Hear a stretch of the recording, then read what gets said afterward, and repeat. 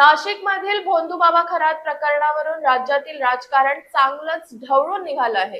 काँग्रेस प्रदेशाध्यक्ष हर्षवर्धन सपकाळ यांनी मुख्यमंत्री देवेंद्र फडणवीस यांच्यावर गंभीर आरोप केले आहेत। भोंदूबाबा अशोक खरात प्रकरणी नवे खुलासे समोर येत असून या प्रकरणाचे राजकीय पडसाद उमटू लागले आहेत। राज्यातील अनेक नेते खरात याच्याकडे जात असल्याचे फोटो सोशल मीडियावर व्हायरल झाले आहेत। खरात अघोरी पूजा करत असल्याची माहिती समोर आल्यानंतर काँग्रेस प्रदेशाध्यक्ष हर्षवर्धन सपकाळ यांनी खळबळजनक आरोप केला आहे। मुख्यमंत्री देवेंद्र फडणवीस यांना पदावरून हटवण्यासाठी काही नेत्यांनी अघोरी पूजा केली असावी असा दावा त्यांनी केला। तसेच या प्रकरणी एसआयटी चौकशी लावल्यास सरकारमधील डझनभर मंत्री अडचणीत येतील असेही सपकाळ यांनी म्हटले आहे।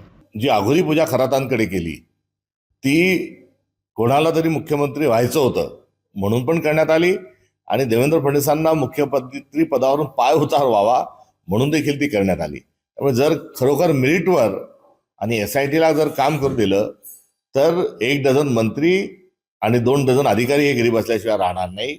एकंदरीत या प्रकरणाची व्याप्ती ही फार मोठ्या प्रमाणात आहे आणि सर्व जे आहे हे सरकारच्या माध्यमातून सुरू आहे। त्यामुळे नीतीभ्रष्ट आणि अंधश्रद्धेला खतपाणी घालणारं हे सरकार आहे आणि चोरावर मोर आणि मोरावर चोर अशा प्रकारचा मोठा ट्विस्ट हा सगळा या प्रकरणाच्या अनुषंगाने आहे। मात्र मुळात यामध्ये राजकारण जे आहे ते राजकारण देखील या सर्व विकृतीमध्ये त्याचा कुठेतरी टोप झालेला आहे। कारण अजित पवार हे सारखे सारखे दिल्लीला जात असत आणि ते दिल्लीला जाऊन हे जर वरिष्ठांना भेटले, पंतप्रधानांना भेटले, गृहमंत्र्याला जर भेटले तर मुख्यमंत्र्यांना अस्वस्थ होतं, ते त्यांच्या पोटात पोटसूळ हे उपस्थित होतं आणि त्या अनुषंगानं सतत 2-3 वेळेस दिवंगत अजितदादांच्या मुंबई फेऱ्या झाल्यानंतर पार्थ पवारांचं प्रकरण हे आहे मुख्यमंत्री देवेंद्र फडणवीसांनीच हे ओकरून काढलं।